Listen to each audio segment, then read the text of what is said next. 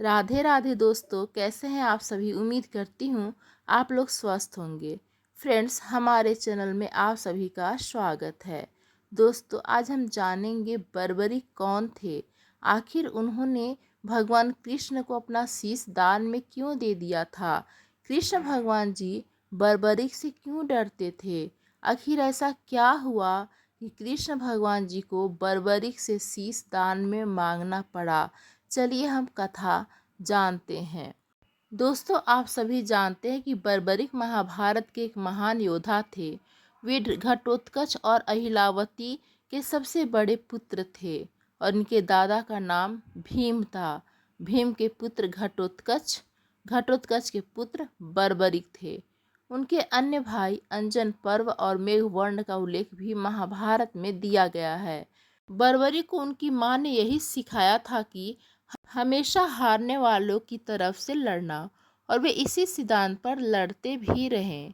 बर्बरी को कुछ ऐसी सिद्धियां प्राप्त थी जिनके बल से पलक झपकते ही महाभारत के युद्ध में भाग लेने वाले समस्त वीरों को मार सकते थे।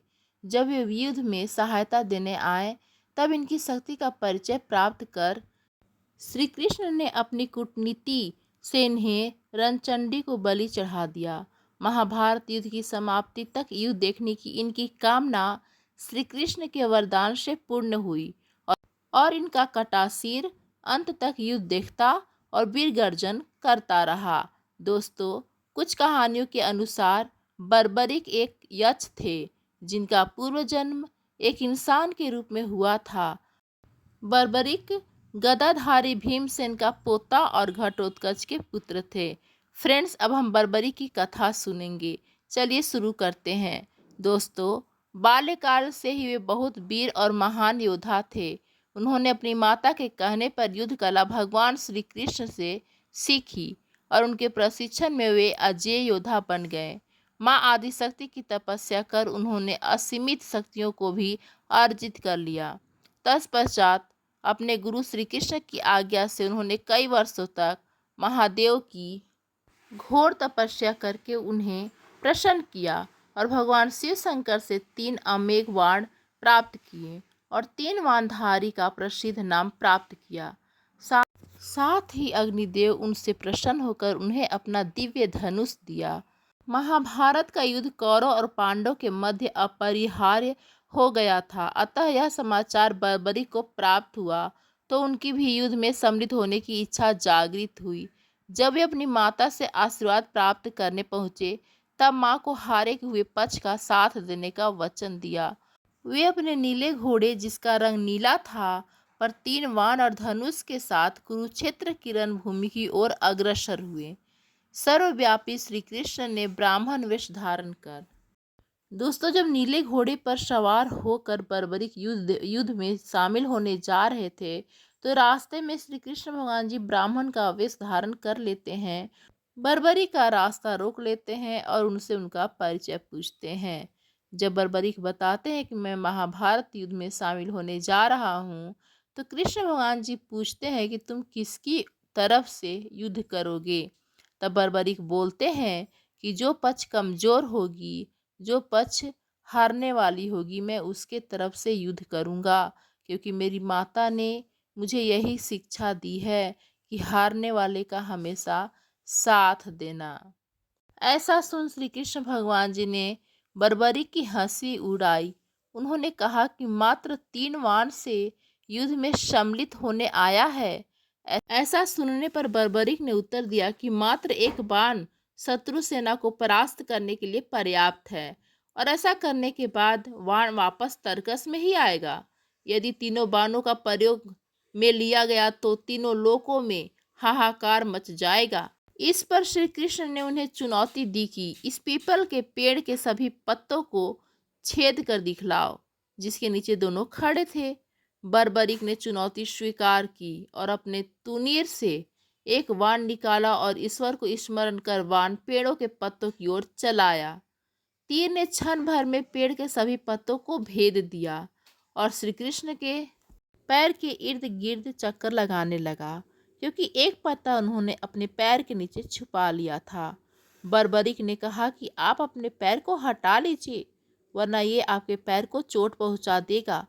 श्री कृष्ण ने बालक बर्बरिक से पूछा कि वह युद्ध में किस ओर से सम्मिलित होगा। तो बर्बरिक ने अपनी माँ को दिए वचन दोहराया कि वह युद्ध में उस ओर से भाग लेगा जिस ओर की सेना निर्बल हो और हार की ओर अग्रसर हो। श्री कृष्ण जानते थे कि युद्ध में हार तो कौरव की ही निश्चित है। इस पर अगर बर्बरिक ने उनका साथ दिया तो परिणाम उनके पक्ष में ही होगा। ब्राह्मण वेश में श्री कृष्ण ने बालक से दान की अभिलाषा व्यक्त की। इस पर वीर बर्बरिक ने उन्हें वचन दिया कि अगर वो उनकी अभिलाषा पूर्ण करने में समर्थ होगा तो अवश्य करेगा। श्री कृष्ण ने उनसे शीश का दान मांगा। बालक बर्बरिक क्षण भर के लिए चकरा गया, परंतु उसने अपने वचन को दृढ़ता जताई। बालक बर्बरिक ने ब्राह्मण से अपने वास्तविक रूप से अवगत कराने की प्रार्थना की और श्री कृष्ण के बारे में सुनकर बालक ने उनके विराट रूप के दर्शन की अभिलाषा व्यक्त की। श्री कृष्ण ने उन्हें अपना विराट रूप दिखाया। उन्होंने बर्बरिक को समझाया कि युद्ध आरंभ होने से पहले युद्ध भूमि की पूजा के लिए एक वीर वर क्षत्रिय के शीश के दान की आवश्यकता होती है।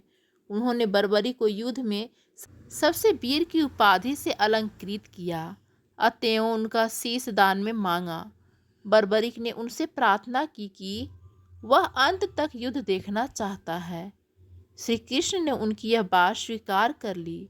रात भर बर्बरिक ने अपने आराध्य भगवान शिव की पूजा अर्चना की और फाल्गुन माह की द्वादशी को स्नानादि से निवृत्त होकर पूजा अर्चना करने के पश्चात उन्होंने अपने शीश का दान दिया। उनका सिर युद्ध भूमि के समीप ही एक पहाड़ी पर सुशोभित किया गया, जहां से बर्बरिक संपूर्ण युद्ध का जायजा ले सकते थे। युद्ध की समाप्ति पर पांडवों में ही आपसी बहस होने लगी कि युद्ध में विजय का श्रेय किसको जाता है। इस पर श्री कृष्ण ने उन्हें सुझाव दिया कि बर्बरिक का शीश संपूर्ण युद्ध का साक्षी है, अतएव उससे बेहतर निर्णायक भला कौन हो सकता है। सभी इस बात से सहमत हो गए। बर्बरिक के शीश ने उत्तर दिया कि श्री कृष्ण ही युद्ध में विजय प्राप्त कराने में सबसे महान कार्य किया है। उनकी शिक्षा, उनकी उपस्थिति, उनकी युद्ध नीति ही निर्णायक थी। उन्हें युद्ध भूमि में सिर्फ उनका सुदर्शन चक्र घूमता हुआ दिखाई दे रहा था, जो कि शत्रु सेना को काट रहा था। यह सुनकर श्री कृष्ण ने बर्बरिक को वर दिया और कहा कि तुम मेरे श्याम नाम से पूजे जाओगे। खाटू नामक ग्राम में प्रकट होने के कारण खाटू श्याम के नाम से प्रसिद्धि पाओगे और मेरे सभी 16 कलाएं तुम्हारे शीश में स्थापित होंगी और तुम मेरे ही प्रतिरूप बनकर पूजे जाओगे। इसके बाद से इन्हें खाटू श्याम बाबा के नाम से प्रसिद्धि प्राप्त हुई। लोग उनको खाटू श्याम बाबा के नाम से इनकी पूजा करने लगे। दोस्तों, स्थानीय मान्यता के अनुसार बर्बरिक ने युद्ध में भाग लेने से पहले स्वेच्छा से अपना शीश भगवान श्री कृष्ण को अर्पित कर दिया। कहा जाता है कि उनका शीश वर्तमान राजस्थान के खाटू गांव में प्रकट हुआ, जहां एक गाय प्रतिदिन एक विशेष स्थान पर दूध गिराती थी। खुदाई के दौरान प्राप्त हुए इस शीश को एक ब्राह्मण को सौंपा गया।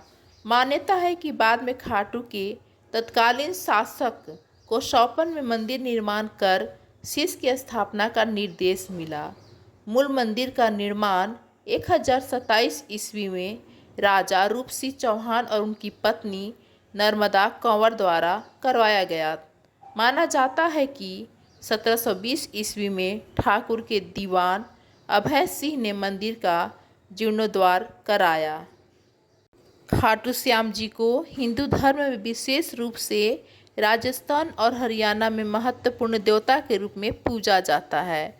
उन्हें अक्सर श्याम बाबा, हारे का सहारा और कलयुग का अवतार जैसे नामों से संबोधित किया जाता है।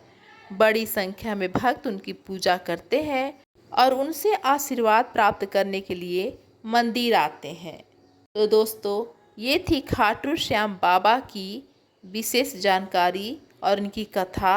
दोस्तों, कैसी लगी आप लोग को जानकारी, हमें कमेंट करके ज़रूर बताएं।